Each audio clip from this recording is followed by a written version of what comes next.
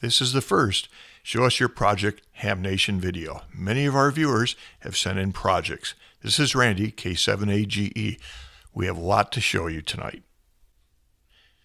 The first video up tonight is from Seth, KDOSBV. While working at a bicycle event, he spotted this nice antenna mount and decided to build one for himself. He checked around and looked at many of the various commercial mounts that he could use to build such a thing, and what he found was one from Walmart for $28 basically, and he was able to make up an adapter, and basically he has this pipe that fits down into the hitch mount, which then his fiberglass painter's pole can be slid into, and this can hold his VHF, UHF vertical antenna for events. And our next project is from Rich, K9WWW. Rich bought a used Yaesu VX-8R to play around with APRS, but it didn't work. So he cracked open the GPS module that fits on the top of the radio and found out that it had sustained water damage and damaged the GPS module. Doing some research, he found a U-Blox NEO-M8N GPS module that would fit inside. In working on this project, he learned that the VX-8R does not accept a standard NEMA GPS data sentence. He was able to configure the GPS module to send a latitude and longitude to the radio, and at least it was happy with that, and he was able to start with APRS. His next project is to program an Arduino to fit in that case to convert what comes out of the GPS module into the format that the Yaesu will recognize for all of its needs. Very cool. Jason's been busy working on interfacing three pieces of equipment. He's starting off with his Android phone running the Android version of FL Digi through a Whoopee-Link sound interface. It outputs to a cable, and now he's working on the cross-connecting of the cable to go into his ICOM ID51 to the 2.5 and the 3.5 millimeter connectors. He's been having some issues getting it to work, as when he plugs it in, the radio goes into transmit. He's been watching my videos and working with Wolfgang at Whoopee-Link and trying to sort out the interface. So it looks like he's using a breadboard here, which allows him to easily try different combinations here to get the interface working. When it's all done, solder all up and heat shrink it together, and Jason will be running. Very good. Bill, K4OOO, has built himself a battery box using a lithium iron phosphate battery. He found the battery box on Amazon that fit the battery. It was about $11. He said the power switch was $4 from an auto parts store. He doesn't remember the cost of the voltmeter, but he thought it was about $4. He had the rest of the parts, the lugs and the binding posts and wires in order to build the battery box.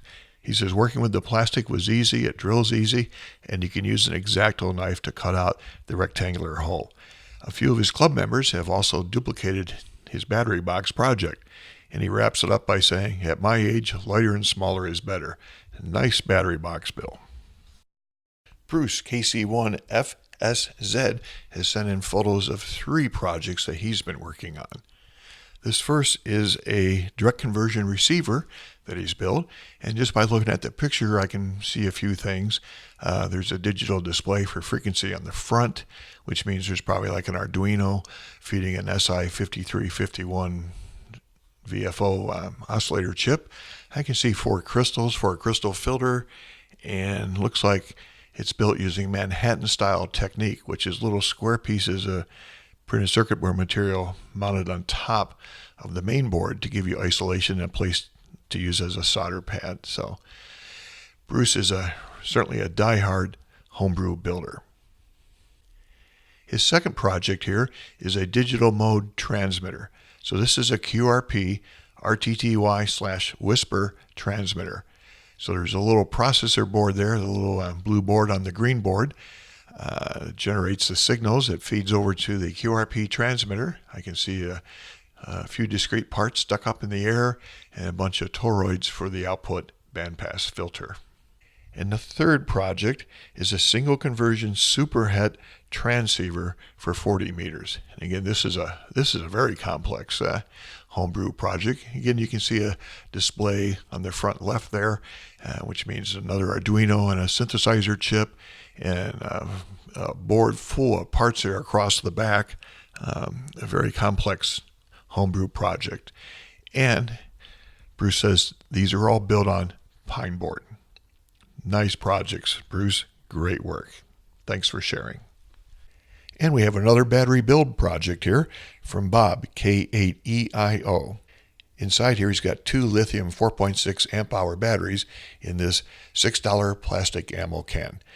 He's got enough power here to run his Elecraft KX3 and, if he needs, his KPA 100 100-watt amplifier. He can also use this to power his ICOM IC2730. He says the entire box weighs in at 6 pounds 4 ounces and provides 2 USB ports, a 12-volt lighter socket, 4 30-amp power pole sockets, and 2 binding posts. He charges this at home across his 30-amp switching power supply, and the whole combination acts as a UPS to drive his radios. He says this was a little expensive to build, around $220, because each battery back in 2013 cost $90. He says there's more battery options today. Nice battery build box. Lots of I/O on there. Very useful. Nice job, Bob. And our last project is a QRP antenna tuner from Alan, K5ABL. He's designed this to go along with his microBitX QRP transceiver. Alan likes to minimize hand wiring, so he develops printed circuit boards for his projects. He's also included 2 switches here, one to bypass the tuner and the other to switch in a 50 ohm dummy load. So Alan offers the printed circuit board by itself, or as a kit, or as a completed unit. This looks like it might be a really interesting little antenna tuner project. So I'd like to say thanks for everybody who sent in photos and descriptions of their projects. I know we all really enjoy seeing what other people are building.